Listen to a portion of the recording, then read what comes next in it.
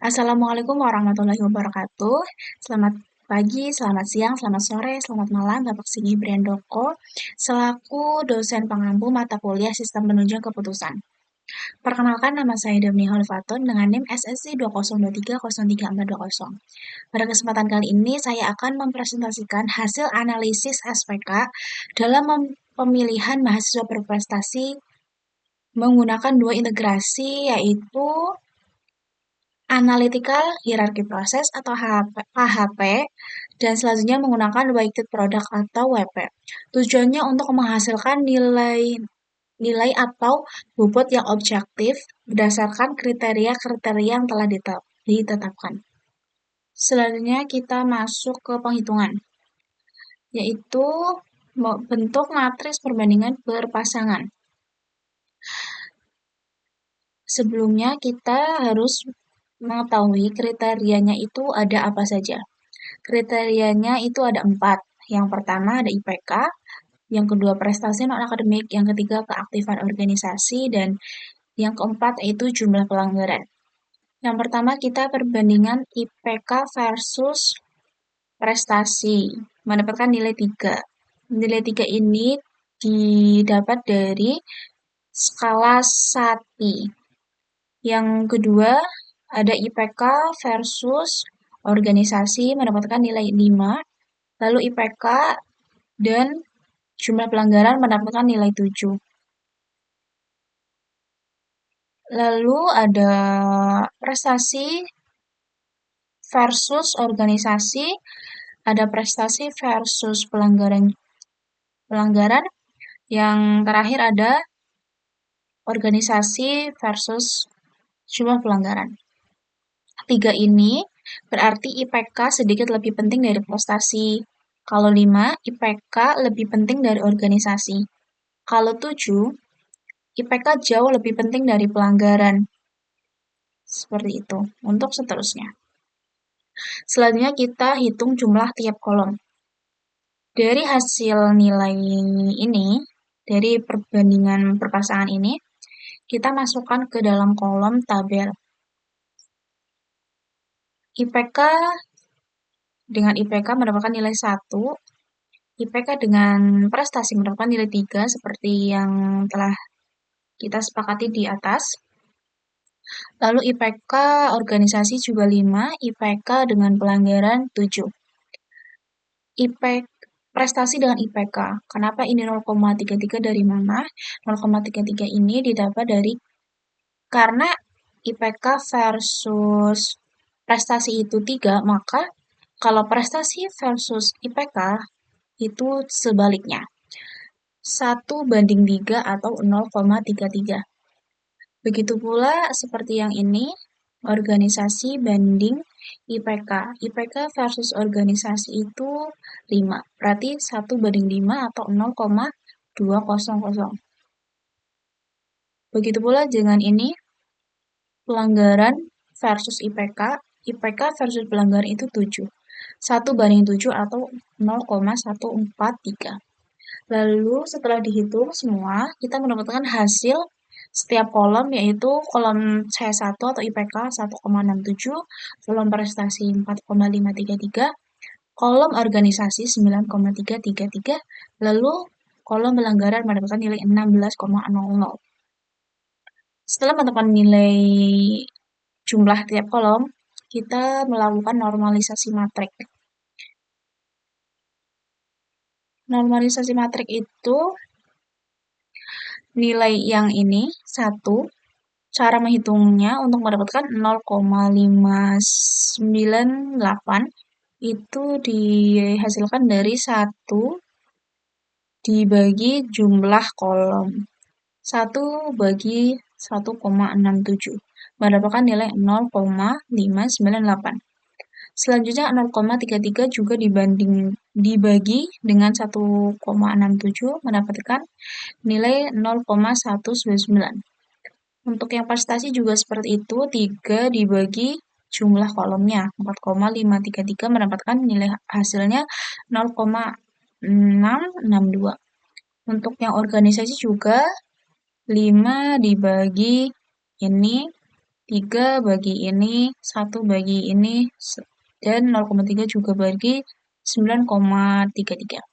Untuk yang pelanggaran juga sama, 7 dibanding 16, 5 dibanding 16, dibagi 16, 3 dibagi 16, lalu 1 dibagi 16 juga. Setelah setelah dihitung semuanya, akan menghasilkan nilai rata-rata. Nilai rata-rata didapat dari penjumlahan setiap baris. Berarti 0,598 ditambah 0,662 ditambah 0,536 ditambah 0,438 menghasilkan 0,558. Selanjutnya, setelah dijumlah semua, lalu kita menghitung rata-ratanya. Rata-rata didapat dari penjumlahan dari 0,598 ditambah 0,662 ditambah 0,536 ditambah 0,438 dibagi 4. Kenapa 4? Karena kriterianya ada 4.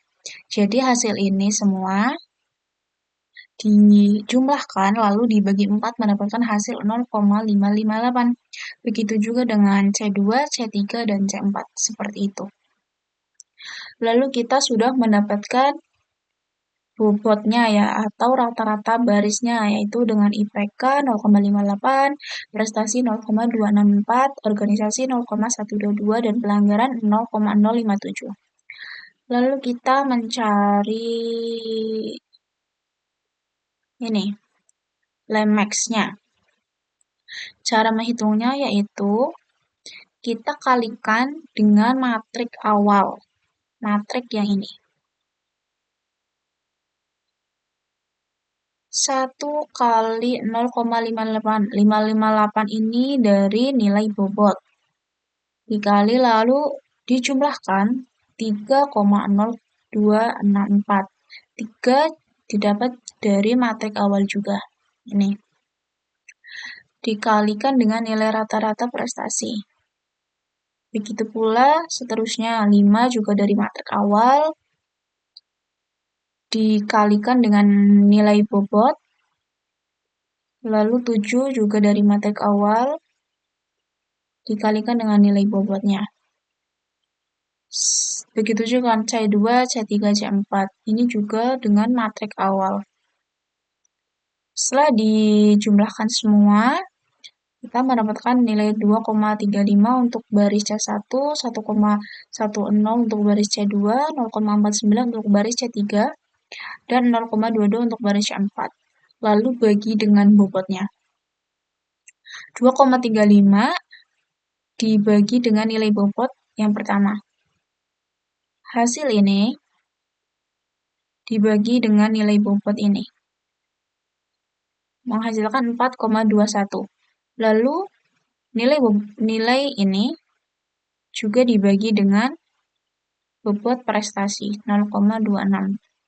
Mendapatkan nilai 4,16. Begitu dengan 0,49 juga dibagi dengan nilai bobot organisasi pelanggaran 0,22 juga dibagi dengan nilai bobot pelanggaran. Setelah hasilnya sudah ada, kita jumlahkan semua hasilnya.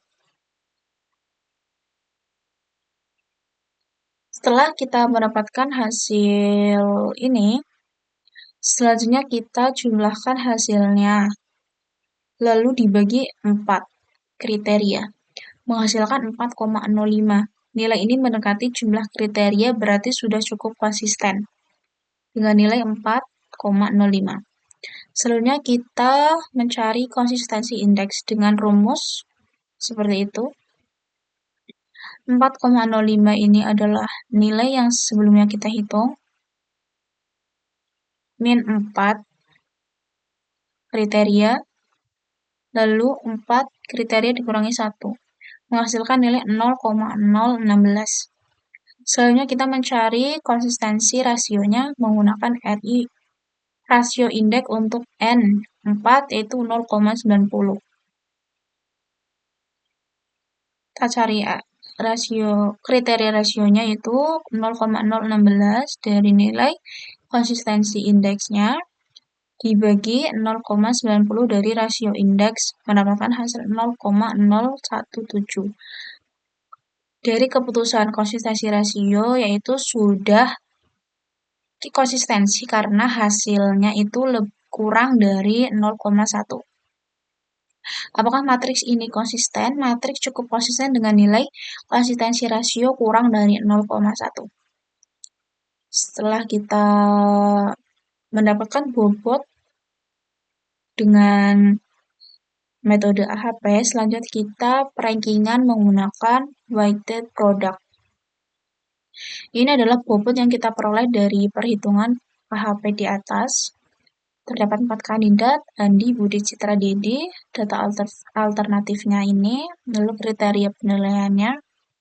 Tentukan mana benefit dan mana cost. Benefitnya yaitu ada IPK, prestasi non-akademik, dan organisasi. Untuk cost-nya yaitu jumlah pelanggaran. Ubah bobot cost menjadi negatif.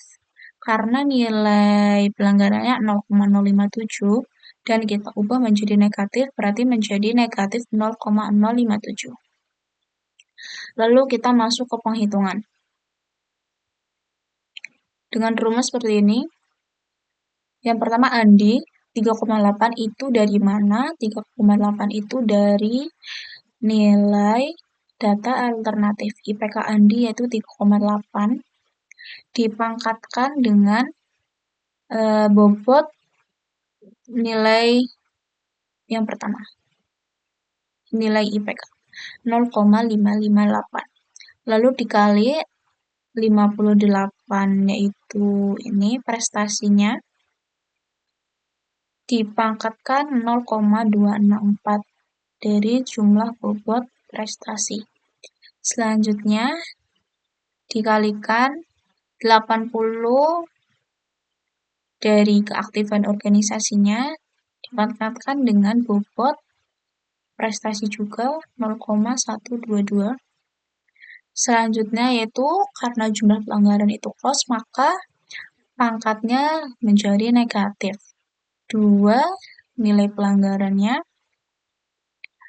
dikalikan pangkat negatif 0,057 menghasilkan 11,214. Penghitungan ini juga seterusnya untuk Budi, Citra, Dedi, sama penghitungannya seperti itu.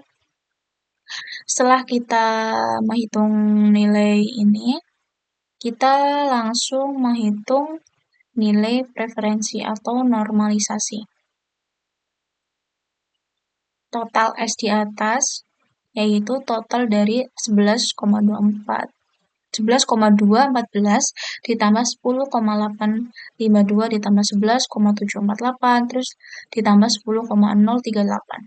Hasilnya 43,852. Cara penghitungannya yaitu hasil S dibagi dengan total hasil penilaian yang ini dibagi dengan total S-nya. Yaitu Andi 11,214 dibagi 43,82 14 dibagi 43,852 menghasilkan 0,255.